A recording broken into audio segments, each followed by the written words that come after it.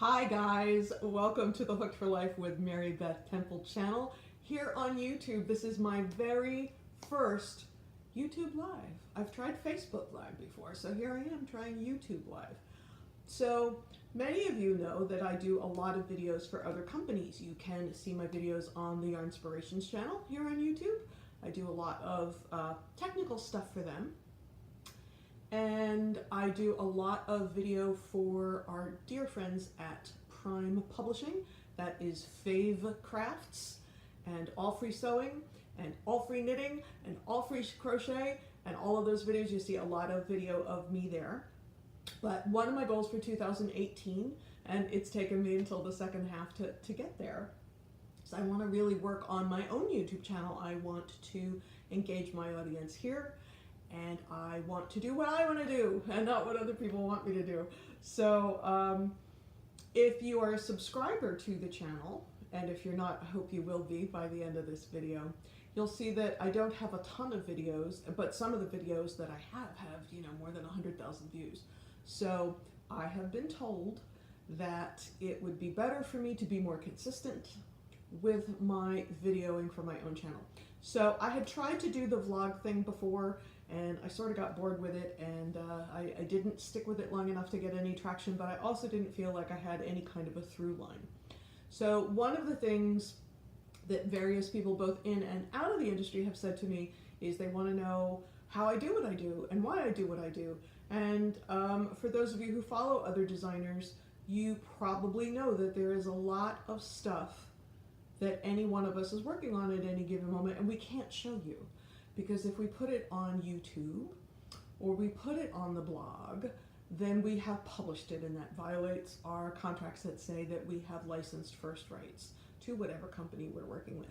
However, because I own Hooked for Life Publishing, which is the independent pattern line, I am the publisher, and I get to decide if I can share things ahead of time or not. So today is an experiment, and this is what we're going to do.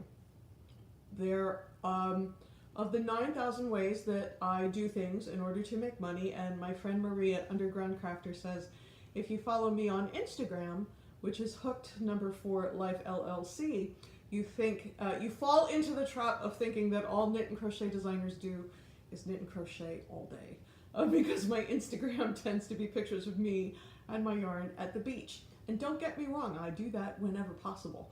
But there's a lot of other stuff I do to keep the indie side of my business going. So, over the past 3 months, I've done a lot of teaching, which I really enjoy. So I went to, among other places, this is just a couple places, I went to DFW Fiber Fest, which is Dallas Fort Worth, and I went to the Houston Fiber Festival, which is in Houston. I went to the SNAP conference, which is a conference for bloggers in Salt Lake City. I made some videos in Chicago for my friends at Prime. I also taught at the Northern Illinois Crochet Guild of America chapter. I feel like I'm missing a big trip in here, but I've been on the road. And so one of the things that happens is that I meet with independent yarn companies, and they say, we would like for you to do a pattern in our yarn, and we will sell it, and you will make money, and we will make money, and we will all be happy together, and it will be awesome. And traditionally, and this is a failing on my part, I'm not proud of this, but traditionally those kinds of projects fall to the bottom of my list because I'm more likely to work on the ones that have a check attached. I do this pattern, I get this many dollars. They tend to come to the top of my list, but that doesn't help me in the long term. And so this summer I am working on, well, I have a queue of projects. So what I'm going to do, and this is an experiment, please don't leave me hanging, please participate in this, whether you're watching live or you're watching later on the channel. I'm going to show you the independent yarns that are in my queue, my personal queue, for patterns that I want to make, that are not committed to any one company. They'll either be free on the blog or they'll be paid patterns. I'll figure that out when I get there. But and some are knit and some are crochet. But I'm going to show you the yarns that are in my queue. And in a perfect world, what I hope will happen is you guys will comment and help me decide what to do first out of that particular queue. So in no particular order, these are the projects that I'm pondering, okay? Our first one is from Stephanie at Space Cadet Yarns. I just realized I'm looking at this, all the text is backwards. I wonder if it's backwards when you see it. Hey, if anybody's watching, you let me know. Although I think I may have moderated the comments. I have no idea what I'm doing today. So Stephanie has Space Cadet Yarn. So look at this, it's like a paint can. And you take the little thing and you open the paint can.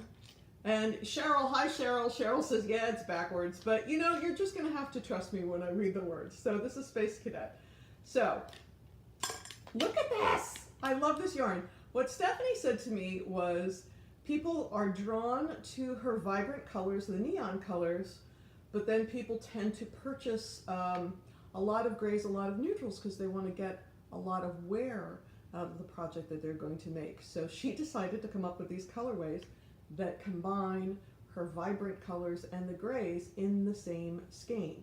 So what we have here is 6. 1, 2, 3, 4, 5, 6. We have 6 mini skeins. They are sport weight and they are super wash merino. So I have a total of 270 yards. No, I lied. It's 270 yards to 100 grams. So I have 320 yards. So Stephanie would like a knit pattern out of this. So this is choice number 1. I just want to open the can because it's fun, but that's number 1. Number 2, and these are in random order. I'm literally picking them off the couch. This is Yaksha, Y-A-K-S-H-A, from 100 Ravens. Now, I want to say all the good things in the world about 100 Ravens. You guys may remember, you've heard me complain. I'm just going to hold that up there so you can see that gorgeous lush color. Maybe if I pull it, I think that's better. That's pretty close to true. Many of you will remember when Fair Fiber Wage, hashtag Fair Fiber Wage, came up on Twitter a couple of years ago. Is it a couple of years ago already? That's amazing. Some of us that were teachers were upset with a very unfortunate teaching contract, and it's gone on, and some people have chosen to work with the company, and some people like me have decided not to do that anymore.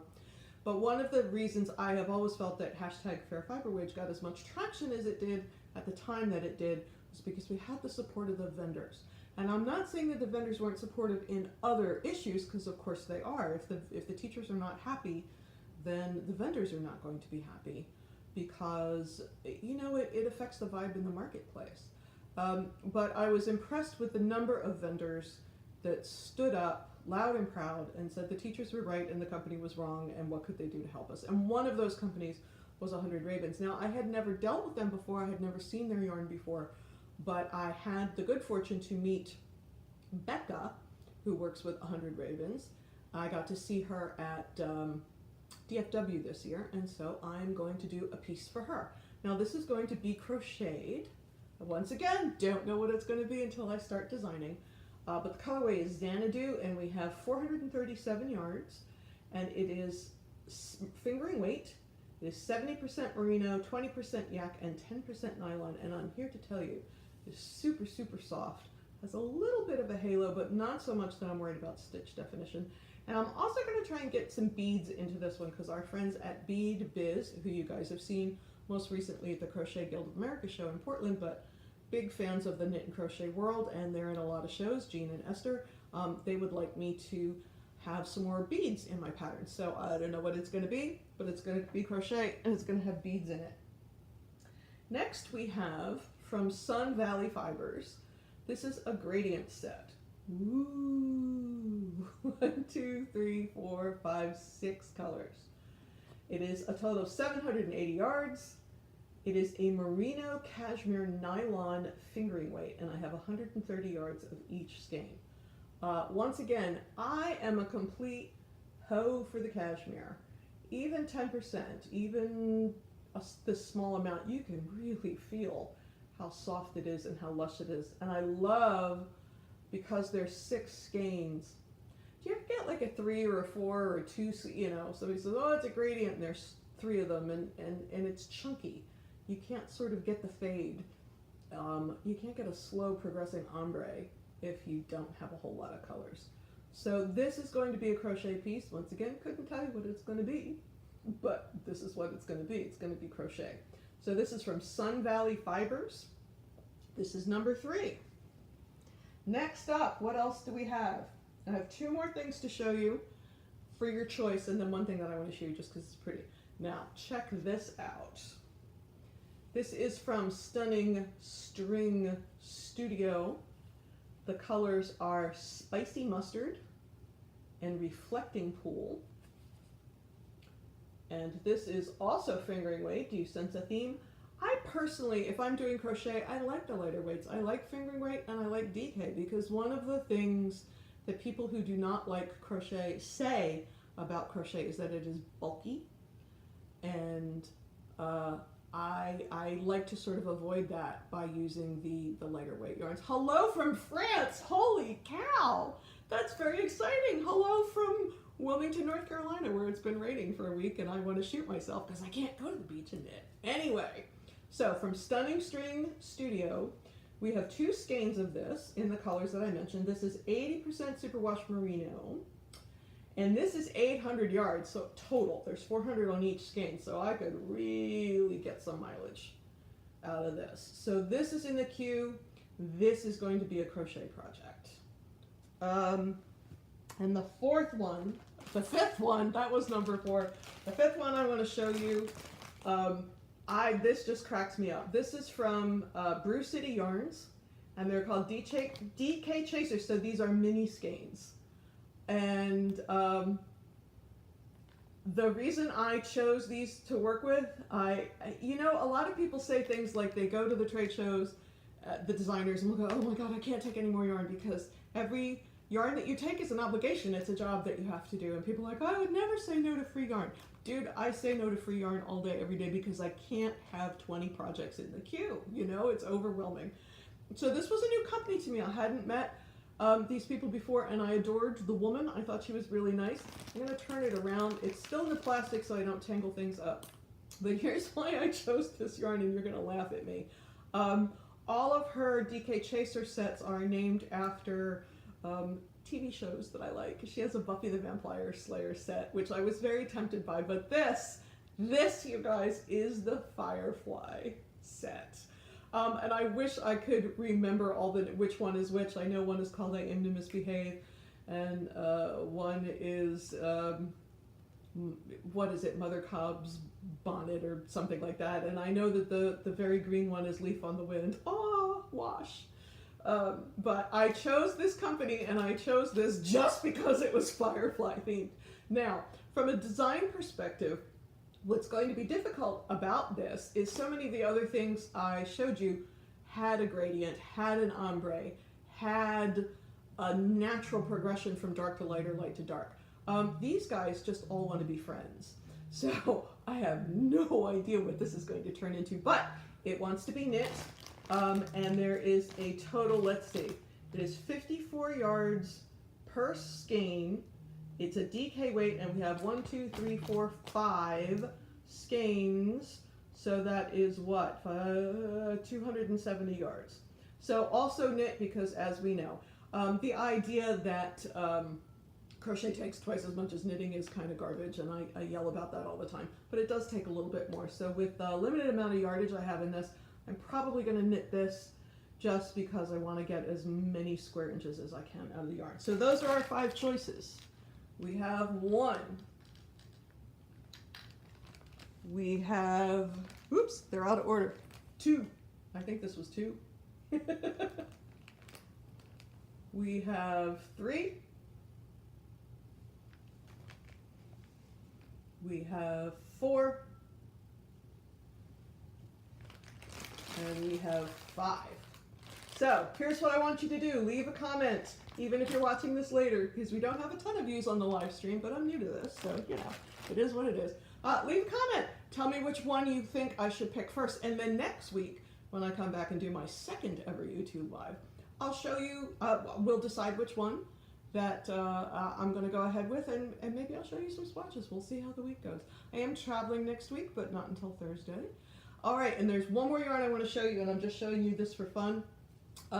one of the other things that designers do, in addition to creating new pieces, when you get to the point in your career that I have achieved, which I have, 350, 400 designs, some of the ones that I own the rights to that are older were successful, but maybe they're not so much anymore because the yarn's been discontinued, because the styling was too dated, because they're not new and they don't get a lot of love.